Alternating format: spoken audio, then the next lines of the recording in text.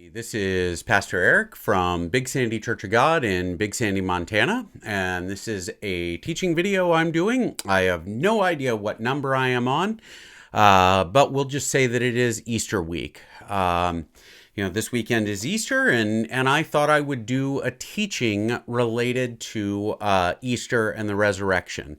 Over the last few videos, we've talked a lot about the Bible and whether or not it is trustworthy, what it is, the idea of historical evidence. We've talked about the transmission of the information and whether or not it's been well preserved. We've talked about the disciples and whether or not they lied. And this week, we're going to look at the resurrection itself. And the reason we're going to do that is because the resurrection is kind of the most important event in Christian history. Like if you are a Christian, everything rises and falls on the resurrection. We talk a lot about the cross. We talk a lot about the grace that we receive because Christ died for us. But the reality is that early believers, while that was an important part of the faith, and it is central that Christ died to save us, the resurrection is proof of his claims, and it is proof of like eternal life in Christ. Like he is the first fruits of the resurrection. And so like over the centuries, a lot of things have been argued and presented in an effort to oppose whether or not Jesus was resurrected, to argue against it. And today we're going to look at a particular theory, and there's a whole lot of folks that have offered versions of this. It is called the Swoon theory. The Swoon theory basically goes that Jesus, when he was on the cross, did not die, but like passed out or swooned and was unconscious or in a coma or whatever when he was put into the tomb and then rescued later. And that he survived the crucifixion and like presented himself alive to the disciples as evidence of a resurrection that never took place. And that's the argument. It is something that came about because the resurrection is something you kind of got to grapple with when you deal with the historicity of Christianity. Like the disciples believed that Jesus rose. There are a number of witnesses who believed that Jesus rose. And so like folks have tried, like people who are skeptics have tried to come up with reasons that Jesus didn't rise.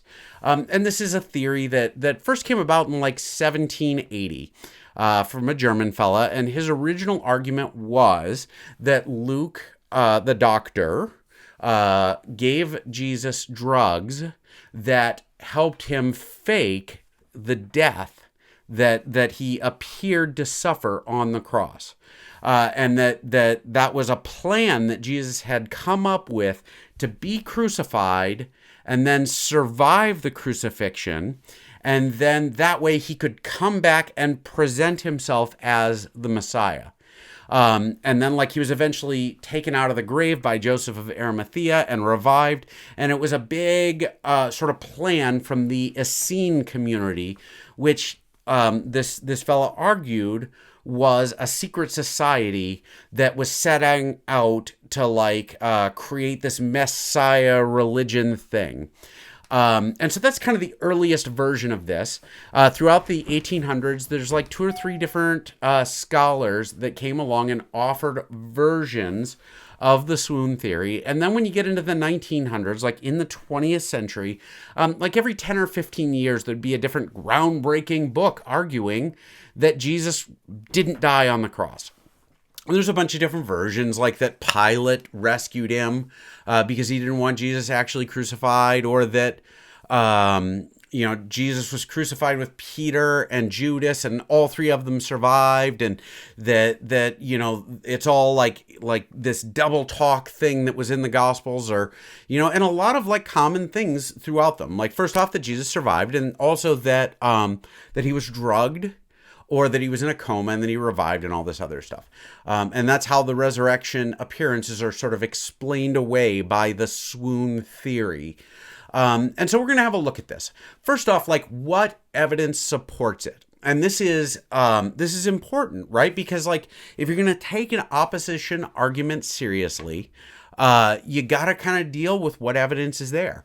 And I'm going to tell you, like, the piece of evidence that is cited over and over again, and it is kind of the piece of evidence, is the fact that Jesus died so quickly on the cross.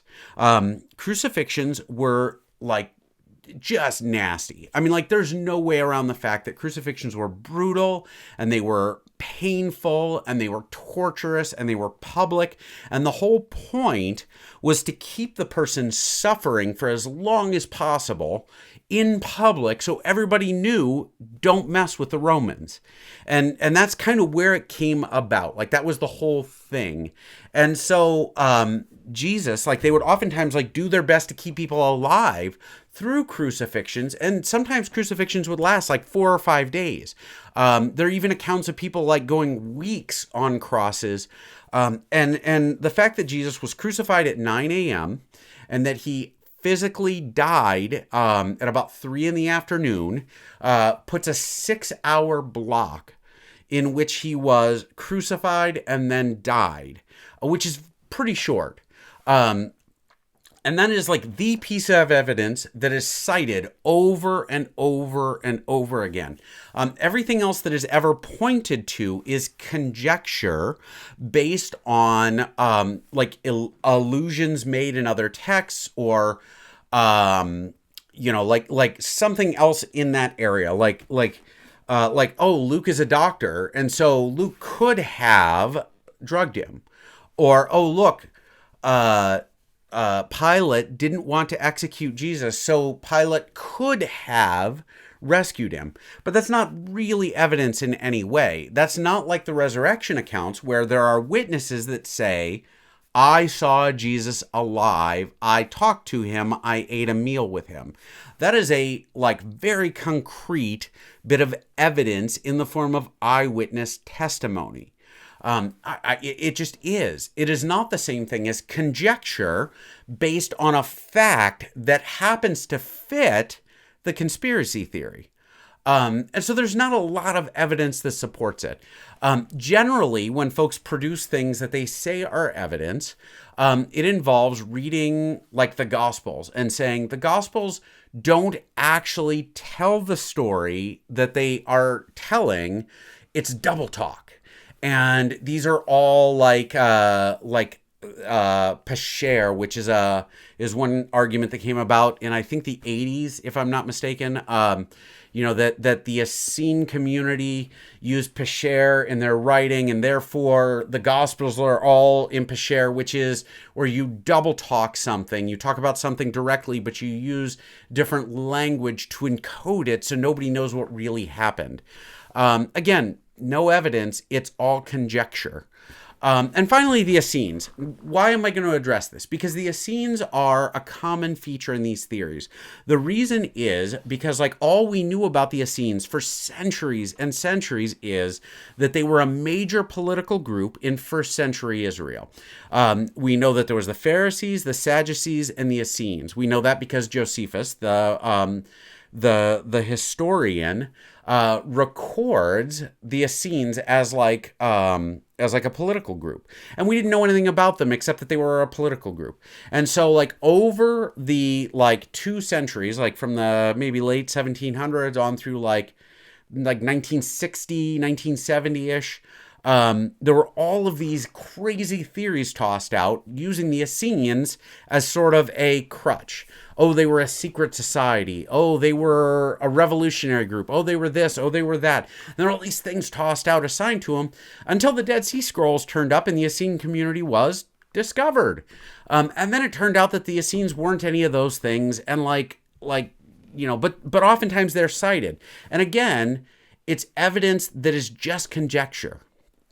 So the Essenes are pointed to, but like now that we have information about the Essenes, none of it really supports the narrative of the swoon theory. It's just like kind of this smoke and mirror thing.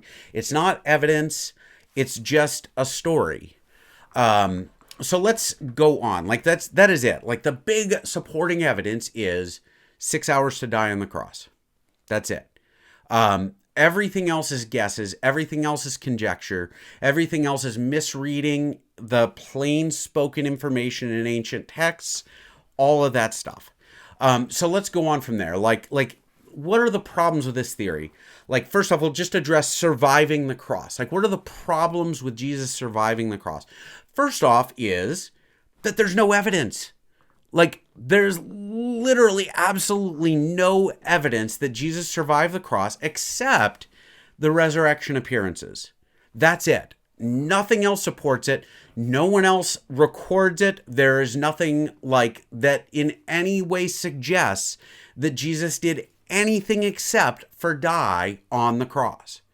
That's it. That's a big problem, though, because it's a theory and an argument that's forwarded with nothing.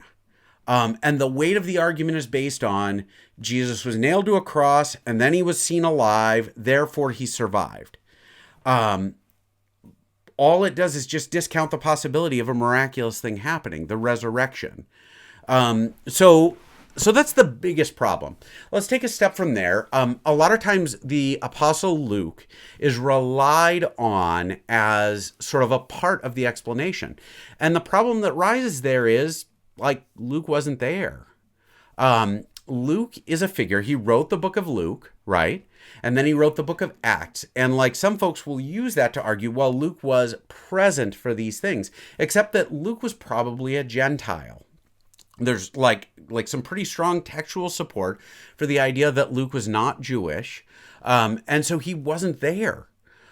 He wasn't listed amongst Christ's followers. He wasn't listed in any of the Gospels as anything, except for the Gospel of Luke, where he identifies himself as the author and having investigated it. Now, another little bit of evidence there is Luke, in the book of Acts, does talk about himself, and he uses the word we a lot. He references himself as a part of the story, whereas in the Gospel of Luke, he doesn't. Like, he never turns up as a character in the events that are taking place. Why does that matter? Well, because Luke wasn't there. Luke was like picked up by Paul on a missionary journey, and he became a traveling person with Paul and an apostle. But he is not one of the original 12. He is not one of the original like followers of Jesus. And so making him into a part of your explanation sort of defies what we can like reasonably know about who Luke was. He wasn't there. And so it's a real problem to rely on Luke as a major component and sort of medical technology that probably, was a real stretch at the time.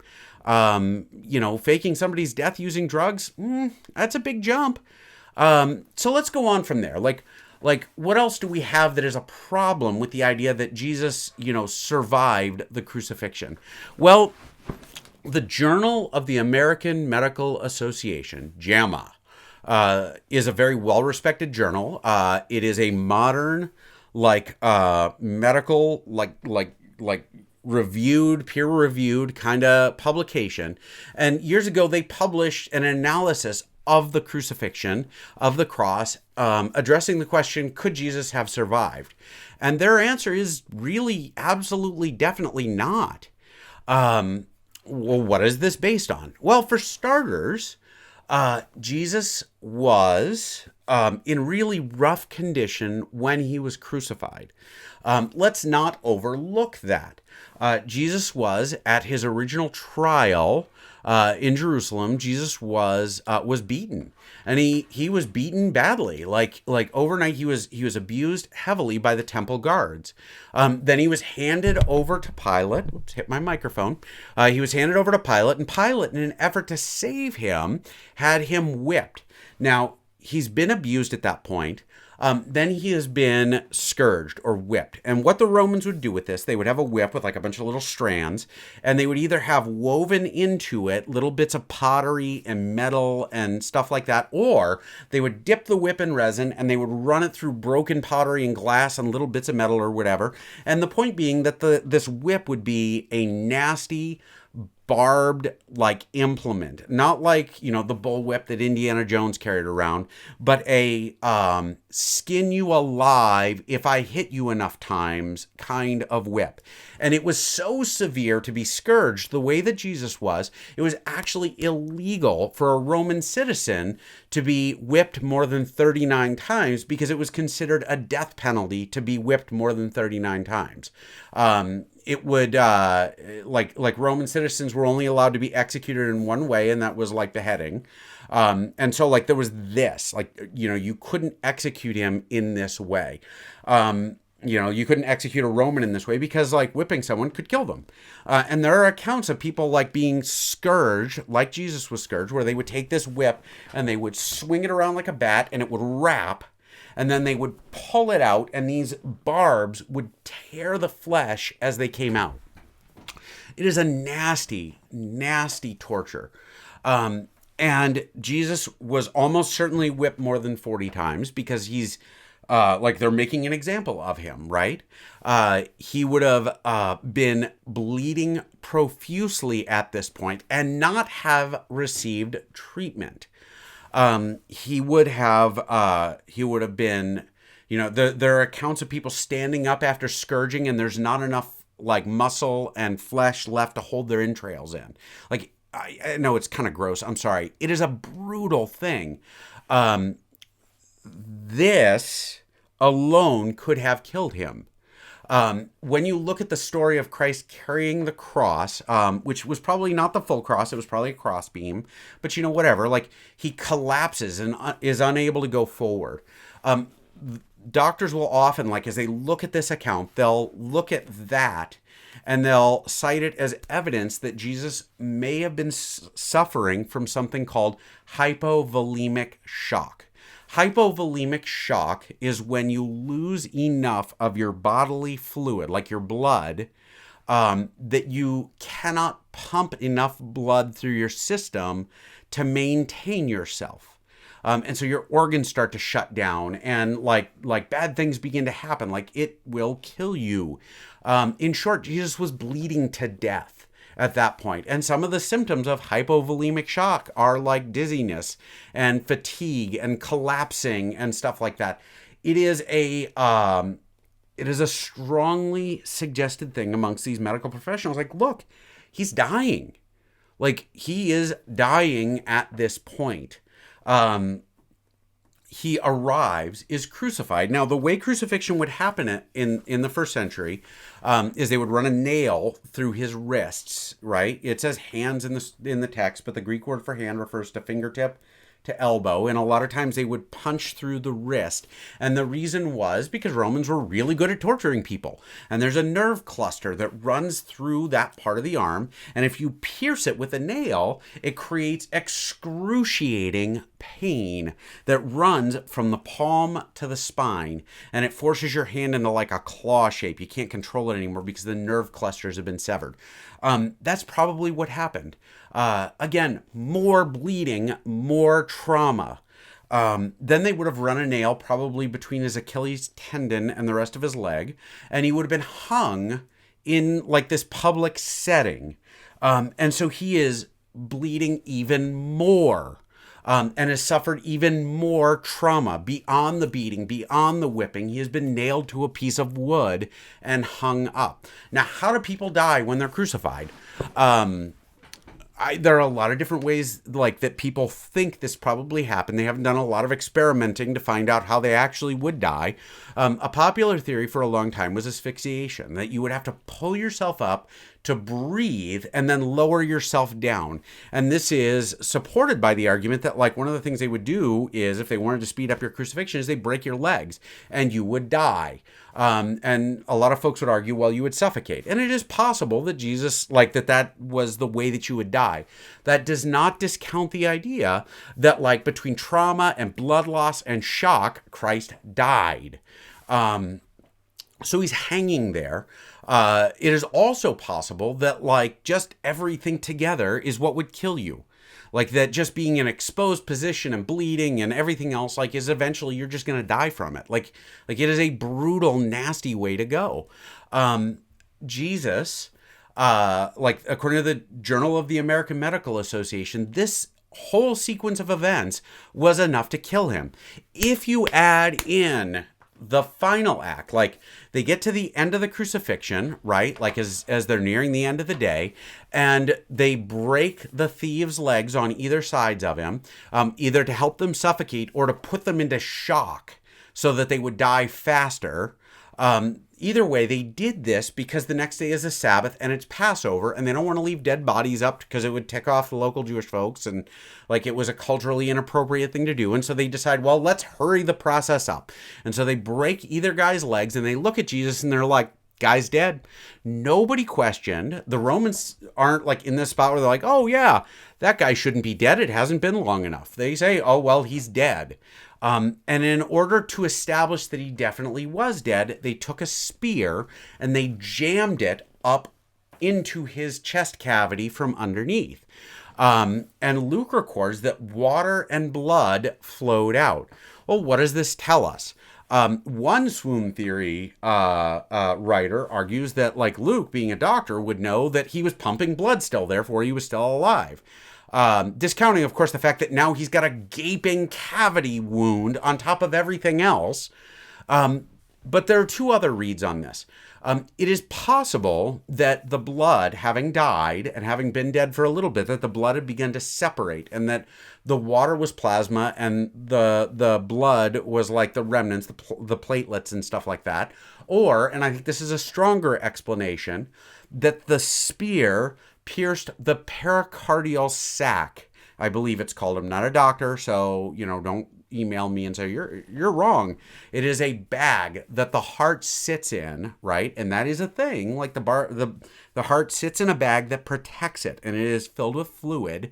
And had the spear pierced the pericardial sac, he would have, and like then the heart, he would have clear fluid would have run out, and then blood.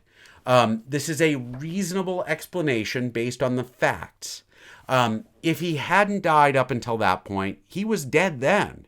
He did not survive this. And the Journal of the American Medical Association, Science, argues that Christ was dead when they took him off the cross. Now, let's say he was in a coma. Roman soldiers were really good at what they did. They were good at what they did. They were professionals. They were the elite soldiers of the world. They killed people for a living. These guys on this detail were not amateurs. They were not like idiots. They knew this man was dead, and they treated him as though he was dead. And just to be sure he was dead, they stabbed him with a spear in the chest. Like from up underneath, because he's crucified. Remember, like he's hanging up there. Like, so to get him, they'd have to go up underneath. And they knew how to do this sort of thing because they're professional killers. This is what these guys do for a living. And so blood loss, trauma, crucifixion, shock, and then a gaping chest wound. Jesus died. These guys knew he was dead because it's what they did. So they take him down, they prepare his body, and they bury it. The preparation for burying a body in the ancient, like first century Israel, is you would cover it in spices and you'd wrap it. The reason you did this is because there weren't a lot of great grave sites. You didn't put people in the ground, you put them in caves because there wasn't a lot of real estate to bury people in. And eventually you'd hit a point where there was nowhere to put bodies anymore. And so you'd put a body in a cave with a lot of spices to cover up the smell. And a year or so later, you would take the bones out, put them in a box called an ossuary, and you would store the box somewhere else. Jesus was prepared with spices, like 90 pounds of spices, which, by the way, folks have looked at this and discussed what the spices were and how the body was treated. The treatment for burial alone is enough to kill a person, a healthy person, where you are wrapped in with all of this stuff tightly in linen bandages and buried. The idea that Christ suddenly woke up, survived all of the trauma and the crucifixion and everything else, survived the spear jab to the chest, survived the burial process, woke up and was alive. It defies reason. But let's let's argue Christ survived. The next problem that arises is he's in a tomb. Now, we think of tombs a little differently. This is a cave with a boulder in front of it. You would put a boulder there because you don't want animals getting in, and because, you want people to stay away from it. And actually, the Gospels account for the fact that there's a boulder in front of the door. And that boulder, the boulder itself, was sealed with a Roman government seal. And, the penalty for breaking that seal is death. You could be executed for breaking the seal, for getting this guy out of there. So Jesus wakes up and leaves the tomb. So the guy, holes everywhere, bleeding, tortured, wakes up, unwraps himself, and pushes a boulder out of the way. See the problem? I couldn't move a boulder healthy. Jesus probably couldn't move a boulder by sheer force of muscle healthy. Almost dead, he didn't do that. A lot of the swoon theories argue the other way and say, well, the disciples came along and rescued him. Except that involves the disciples getting past a guard, a unit of Roman guards on the outside. Again, elite soldiers in the world, best soldiers in the world guarding the tomb. How did the disciples get past these guys to get Jesus' body out of the tomb? They were asleep. Yeah, except they weren't. It's a really bad argument. One offered suggestion is, they scared him off. Again, the disciples are fishermen. They are tax collectors. They're grief-stricken. How on earth are they going to scare these guys off? They're just not. It didn't happen because it doesn't make sense. Let's take it a step after that. Then you have to deal with the post-resurrection appearances. That means that within days of Jesus having been buried, he shows up and is healthy enough to walk and talk and engage in conversation and present himself as alive and well to the people who knew him best. After having been whipped, beaten, crucified, stabbed through the chest, buried in a way that would kill him anyway, and escaping the tomb, he looked healthy and risen. Again, defies belief. It defies explanation. Even if he was in a coma, that he got up and walked around. He didn't do it. It didn't happen. The post-resurrection appearances are not explained by the swoon theory because he was well. He was not mostly dead. He was not being carried out so people could see him. The resurrection they described was dramatic. And he presented himself as healthy to hundreds of people. For hundreds of people to look at this guy and say, no, he probably just managed to survive the crucifixion.